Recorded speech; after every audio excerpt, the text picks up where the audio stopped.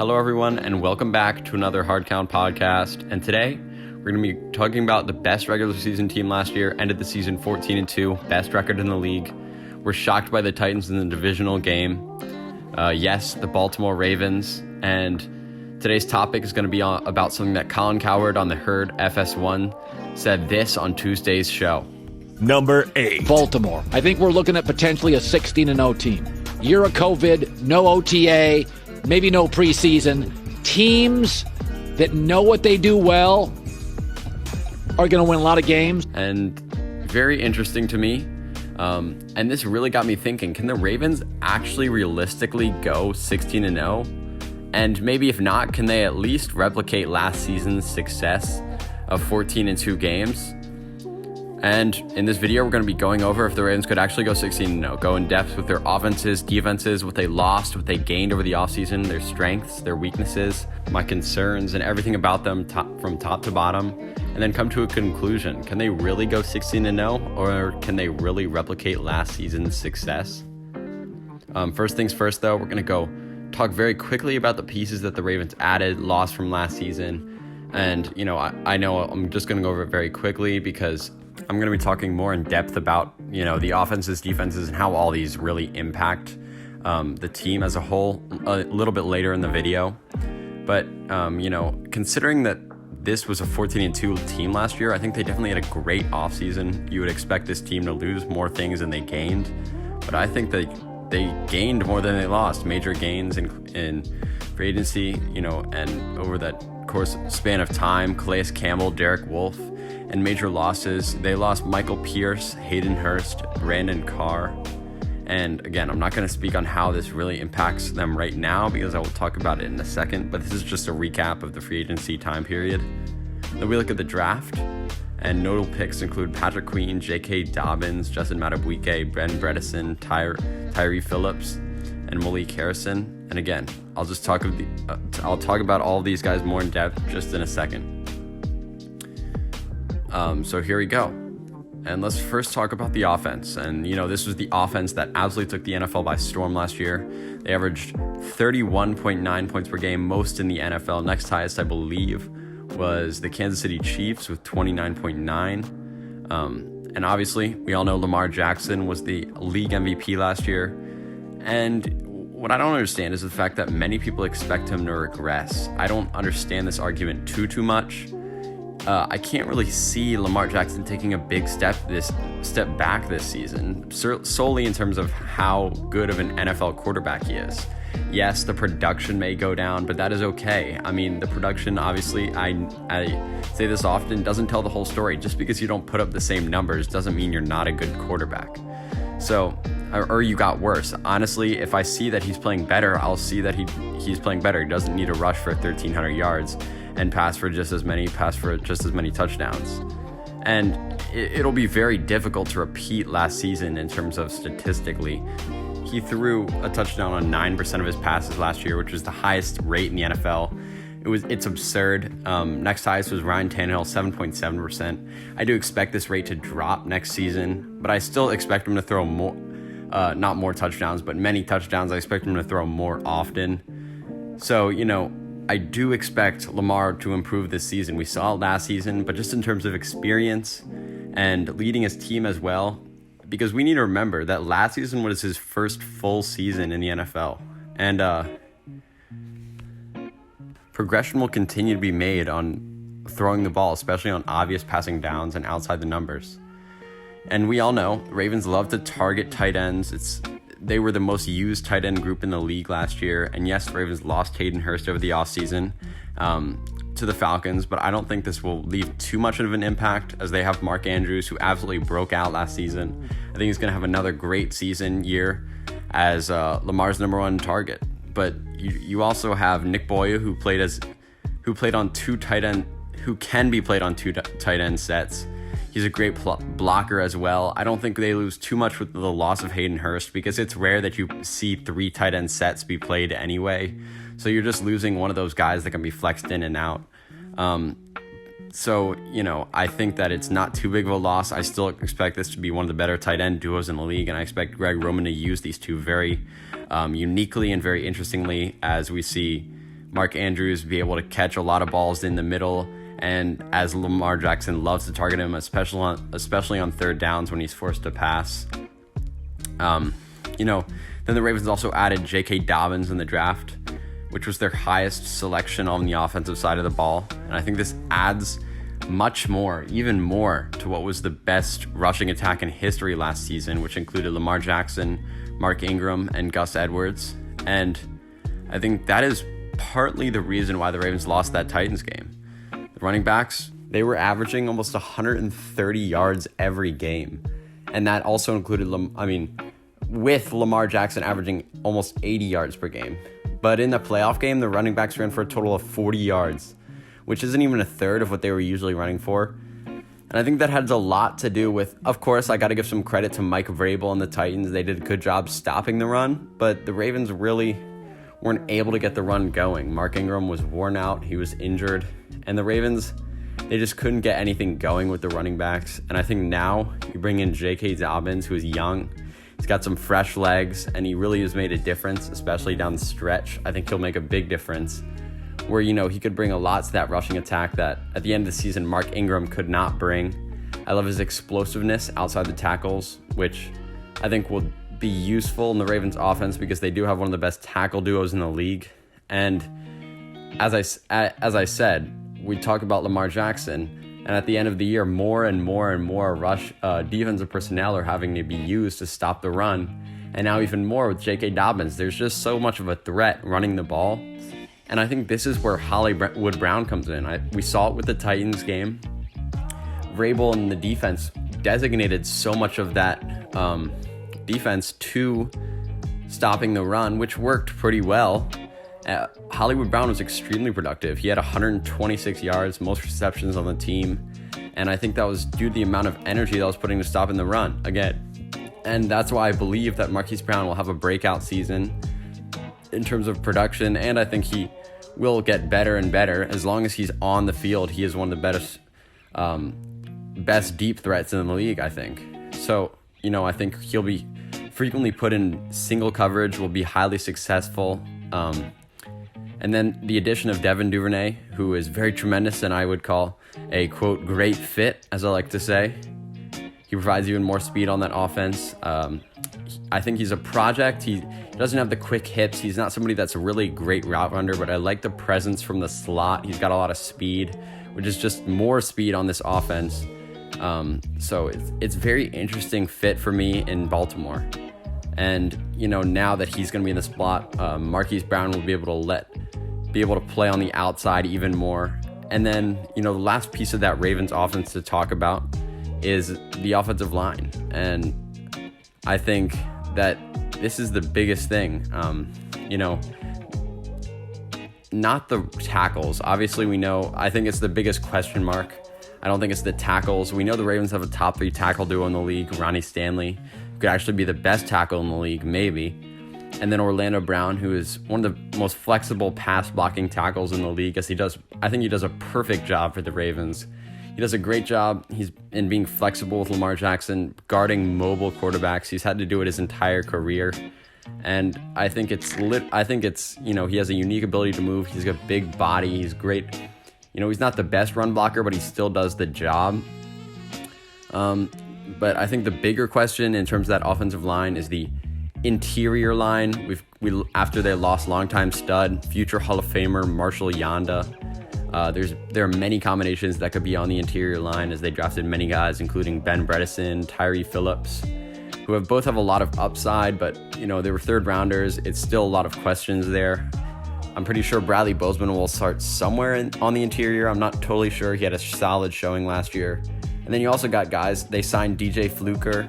They have Matt Skura, who played pretty well, and Patrick McCarry, Ben Powers. They're all guys that are options to be played on that interior line. So there's going to be a lot of competition, and none of them are really certain to be good. So that is my biggest question mark for the Ravens right now. And that's definitely a concern for me, as the Ravens really used a lot of the running attack down the middle, up the throat of the defense. And if they can't block extremely well down the middle of the field, it'll be hard for them to stem the rest of the offense off of it like they did last year. So that is definitely a concern for me. And after we reviewed everything I think we just did, every piece of that offense, I definitely believe that this offense will be better this year. I think we're going to have a lot of improving guys, a lot of improvements. They didn't lose Greg Roman, so that's huge. I think there's going to be better consistency, reliability, and I don't see there really to be a reason that it drops off from last year. And here's a graphic of me summing it all up with the strengths, weaknesses of the offense. And I think the strengths, having the MVP quarterback, obviously Lamar Jackson, depth in the running back room, speed in their receiving core, and a top 3 tackle duo. And weaknesses, probably a below average receiving room and uncertainty on the interior offensive line. And now we're going to move on to the defensive side of things. So, and that was the end of the offense. So let's start off with the part of the defense that saw the most movement over the offseason. And we saw a lot of movement on the defensive line. They lost Michael Pierce, who was one of the better run stuffers in the league. He was a great big body to have in the center. He was a great tackle there. He played alongside Brandon Williams a lot. So that is a loss, but here's the thing. They have Brandon Williams, again, who I just mentioned, plays a very similar role. He does a very similar job to Michael Pierce. He's a big body. He's a great run stuffer. And, they replaced Michael Pierce with guys that can play a role that was not filled last year. And that was somebody who could really get great pressure on the front line. And Michael Pierce was not somebody that could do that. They ended up adding Calais Campbell, who I really like the fit in Baltimore for. I think he will be able to get pressure from the defensive line. Unlike Michael Pierce, they also added Derek Wolfe, who will also be able to be a similar threat to Calais Campbell. 7 sacks last year. So we see the loss of something in Michael Pierce in substitution for pressure from the interior. And I think that is better for the Ravens. As again, they were never really able to get consistent pressure from the interior. And I think that is, and the defensive line. Michael Pierce had 1 sack all of last year. He didn't have a great year, but Calais Campbell had 6.5 and Derek Wolfe had 7. So we got much more consistent pressure, as I just said. And because they were lacking that pressure from up front, the Ravens blitzed more than any other team in the league. Their blitz rate was, I think, 10% higher than anybody else's. It was 54.5%. They were forced to bring their linebackers up, get pressure, bring their safeties into the box very often, and get pressure from elsewhere other than their defensive line, which, as again, the only bright spot on that team in terms of pass rush was really Matt Judon. And, to be fair, it worked as Martindale was able to create some good blitz packages. And they do have one of the best secondaries in the league, but still, it was at the cost of some protection on outside runs. We saw that kill them a little bit in the Titans game. And in the secondary, they weren't able to get as many people back there either. But now Martindale, we know he'll have some more guys that he can rely on, to get pressure up front just a little bit more. And so you don't need to bring up as many guys up in the box to help, stop. You don't need as many guys to get pressure on the quarterback. And so that's where Patrick Queen comes in. I think he's a tremendous linebacker in coverage. He isn't a guy that's really going to be able to get there, get pressure nonstop, really stop the run. He's not a hard hitter, but he's somebody that adds a lot to the pass coverage unit. And he's somebody that is a luxury due to the fact that you can get pressure from the defensive line. So that is a very interesting combination there. I like it a lot because I think, his ability to move across the field is extremely solid, and it will help stop those outside runs that we were just talking about, really kill them in the Titans game. And then they also have, in the linebacker core, they've got LJ Fort and then Malik Harrison on the bench, who are both great hard-hitting linebackers. They can play that other opposite role than Patrick Queen, but I think the more traditional role that Ravens linebackers have had in the past. But they're both hard-hitting, great linebackers. I love the versatility there. As I just said, they got Patrick Queen on one side and then LJ Fort, Malik Harrison on the other. So, obviously Malik Harrison was a third-round pick last year, so I'm not expecting him to be a very tremendous player right off the bat, but if he hits, he will definitely be a huge piece for that Ravens team. And then, I think the strongest part of this defense, most definitely the defensive backs, the secondary. I think there's so many bright spots with everything from Marlon Humphrey, who I believe is a top 3 man corner in the league. I think he's my 4th best corner in the league right now. Marcus Peters, who's also tremendous. I think the best, maybe, top 3 second corner in the league. I think he's one of the best corners at making consistent big plays. We know his style of play is risky, but it often pays off. It's effective quite often because he plays that style very well. Earl Thomas as well. He's not Seattle's Earl Thomas, obviously. He was a generational safety. But I think he's definitely still one of the best safeties in the league, and many people are completely overrating the fact that he has dropped off. I think he has honestly become underrated at this point in his career.